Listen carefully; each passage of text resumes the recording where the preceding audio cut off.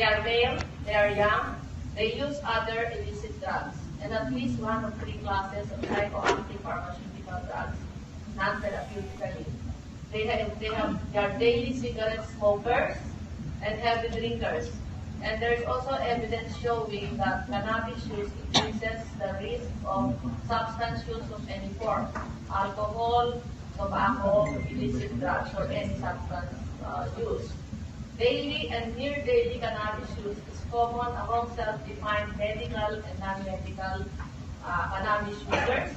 Factors associated with self-defined medical and non-medical use include worse general and mental health. No?